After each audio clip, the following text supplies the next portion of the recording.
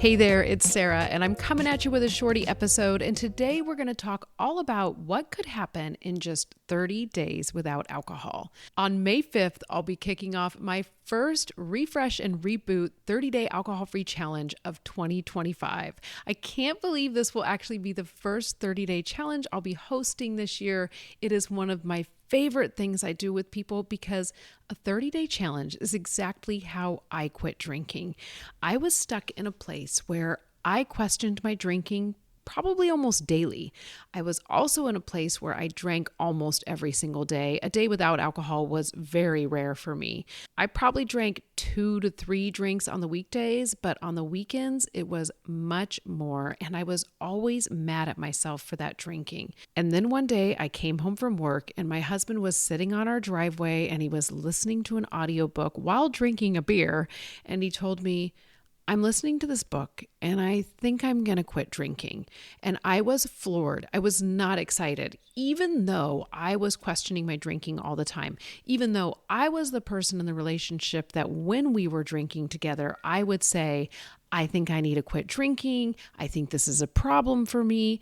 I was still upset because he made this decision without me and we were drinking partners together. So what was I supposed to do? But I didn't say any of that to him. I actually said, oh, okay, what's this going to look like? You think you're quitting drinking forever? Are you doing this for a little while? And he kind of said, I don't really know, but I think I'm going to be doing it forever. And I just really didn't know what to think about it, but I did brush it off because I thought, this won't last. I bet I can get him to cave. And again, I didn't say this to him. Instead, I said, okay, well, maybe I'll do this with you. Those were my famous last words.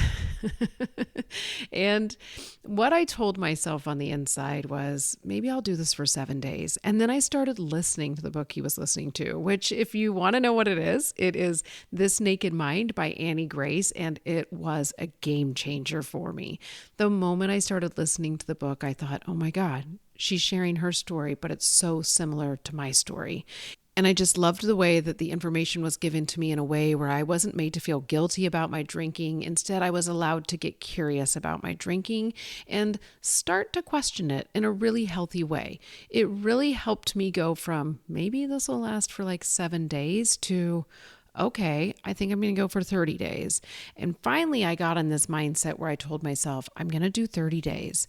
If I can't quit drinking for 30 days all by myself, then I'll know that I need some outside support, maybe something like AA or therapy. I wasn't sure what that looked like, but I also knew that I really didn't want outside support because I'm a person who can always tell you that I'm way too busy for anything. And I was like, oh my gosh, how am I going to fit that into my life? And I also just really didn't feel aligned with AA. And it was the only thing I could think of at that time that would work.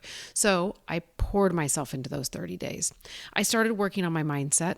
I started seeing all of the positive things that were happening around me because I was choosing not to drink. And I absolutely fell in love with my alcohol-free life. I kept going after those 30 days. Nowhere during this time did I ever say, I'm going to quit drinking forever. But after those 30 days, I was like, I'm going to keep going. I'm going to go to 60 days. I went to 60 and then I was like, all right, let's keep this ball rolling. And I pushed to 100. And I think that by 100 days, it was pretty clear that I was doing this forever. But I wouldn't say forever just yet. I didn't want to stress myself out in that way, if that makes sense. So instead I said, okay, I'll go for a year. And I went for a year and I felt amazing. I can't even explain to you how awesome I felt in that first year, how I had done something that I never thought I could do. But honestly, the first 30 days was something that I thought, I can never do this. I can never be alcohol free for 30 days. And then I did it and I proved it to myself. And farther along on my journey, I actually started sharing about my sobriety, right? And I started hosting alcohol free challenges with my friends and family, and everything kind of snowballed from there. And I started doing 30-day alcohol free challenges with people like you and people that I found through my social media posts and my podcasts. And it really has evolved. And my refresh and reboot 30-day alcohol-free challenge is one of those things that I just love because it brings me back to the magic of those first 30 days of being alcohol free. And I cannot wait to share that with you. If you're listening and you're like, oh my gosh, I gotta do this with you, We're going to start on May 5th. So go check out the link in the show notes or head to www.nomorewasteddays.co and you'll be able to sign up for the 30-day challenge and you'll be starting with us on May 5th. So now let's really dive into what could change in just 30 days, because I think when I hear this stuff, it keeps me empowered on my journey, but I know it's also going to help you so much. So 30 days is really a game changer, but why is that? It's because in week 1, you break the cycle. All of a sudden, you're more aware, you're noticing triggers, and you're feeling a little wobbly, but proud. And I remember that from my first week being kind of like, ooh, how do I feel this time? How do I go about my day-to-day life without alcohol? How do I do my first weekend? But I was like, okay, I'm noticing things, I'm learning about myself, but I am so proud of myself. Now in week 2, you may notice that your sleep starts improving and you feel less bloated. You lose a lot of inflammation when you first quit drinking, and it's a huge shift. Often people say you'll lose weight when you quit drinking, and that is not always the case, but I really do see that a lot of people lose inflammation in their face and inflammation in their belly, which gives that appearance of losing weight, right? And then your energy starts to return. The brain fog lifts. Oh my gosh. All of a sudden, I felt so much more creative. I felt so much more able to do things in my day-to-day life. And I really did start to feel those changes within week 2. And then in week 3, you're clearer, you're calmer, and the cravings go way down, and you actually start to get into the rhythm of your alcohol-free life. You really start to go, okay, this is becoming my new normal. This is becoming my new habit.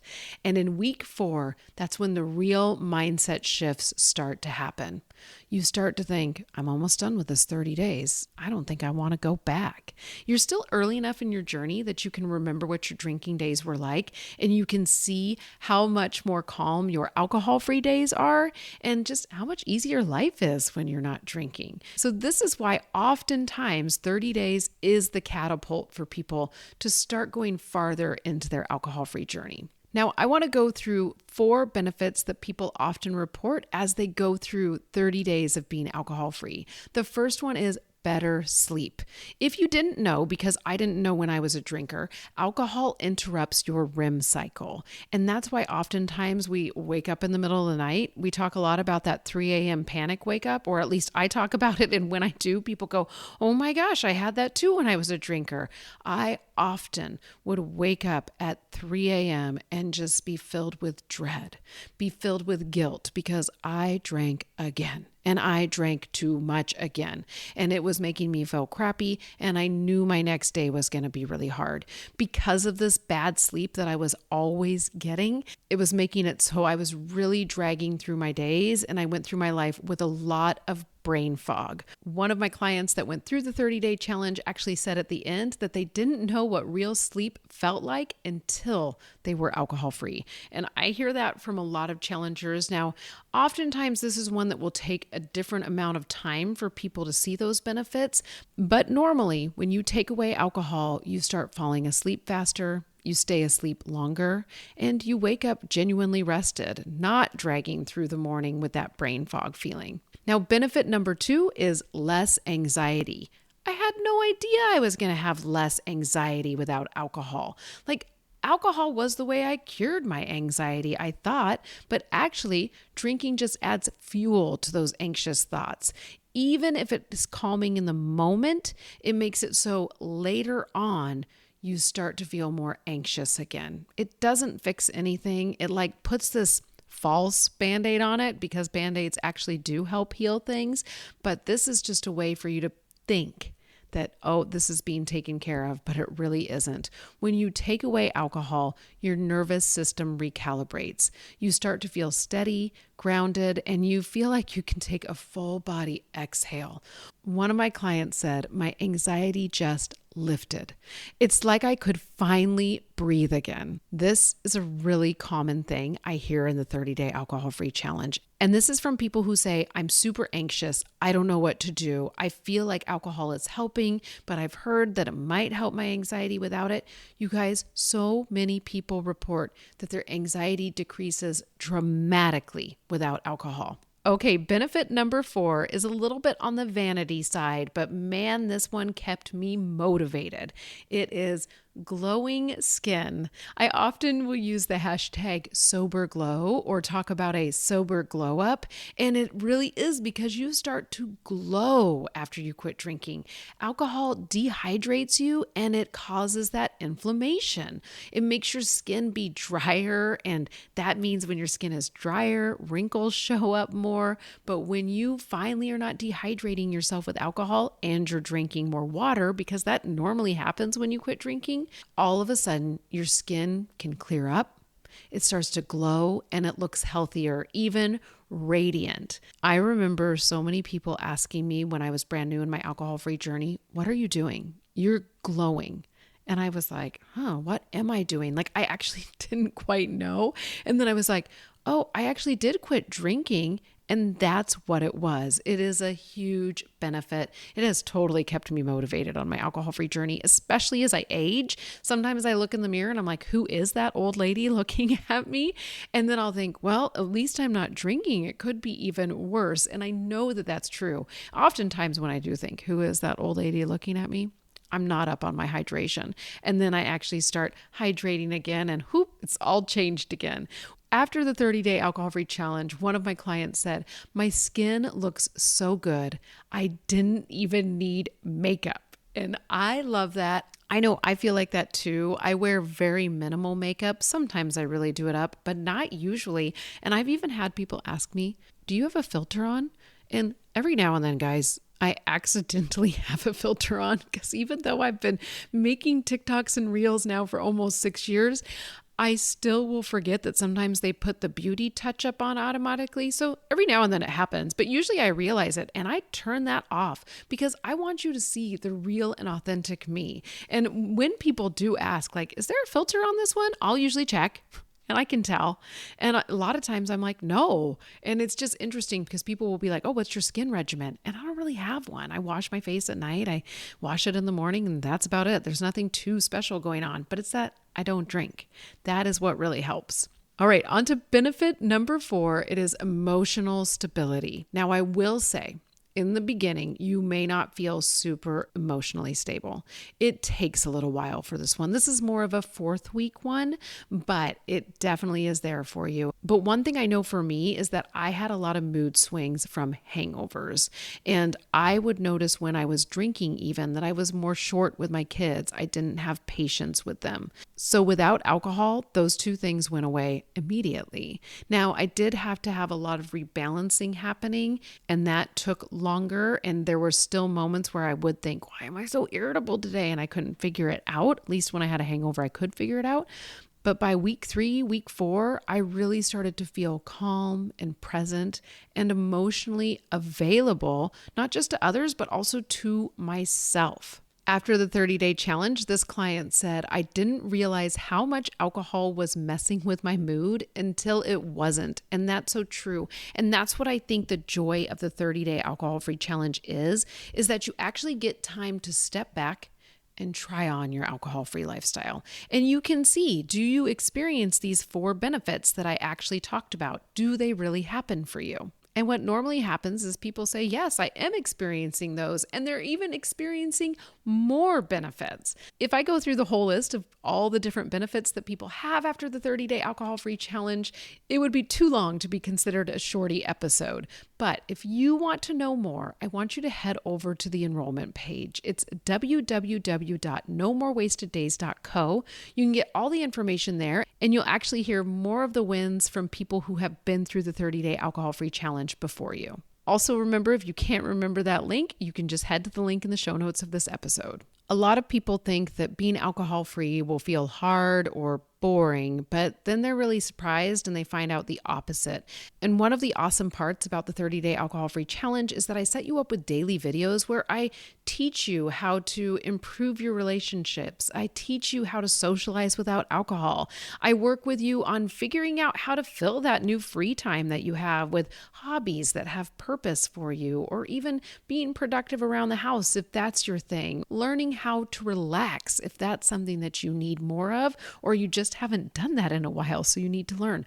All these things are covered, and these videos really help you start to see what role alcohol honestly plays in your life, and then you can make the choice on if you want to keep alcohol in your life after those 30 days. Along with those daily videos, there's also daily emails and a downloadable workbook to help you process everything you're learning in the videos, and a downloadable journal where you'll actually work through the steps that I did each day in my first 100 days of being alcohol-free to retrain my mindset and get into a mindset of abundance. There's also a private community that is off of social media, so no worries if you don't have Facebook because it's not a Facebook community. It's in its own private app. And you have lifetime access to everything that I just mentioned. Lastly, I will be hosting 2 live coaching calls during this 30-day alcohol-free challenge. There will be a kickoff call in the beginning where I set you up with the tools you need to be successful on the journey. And then there will be a call at the end where I'll be able to help you figure out what's next now that you're through your first 30 days of being alcohol-free. I love the idea of a 30-day alcohol-free challenge because you don't have to be ready to say forever. You just have to be ready to say you'll give it a try. One of my clients said, I went into it hoping to make it a few days and I made it 30 and now I don't want to stop. This could be you. If 30 days from now you could wake up proud, energized, and clear, why not give yourself the chance? Hop in the challenge today by visiting the link in the show notes or heading to www.nomorewasteddays.co. And remember, you're not stuck. You're just one choice away from starting to build the momentum. And I would love to walk with you on this journey. All right. Thank you so much for listening, and I'll be in your ear in the next episode.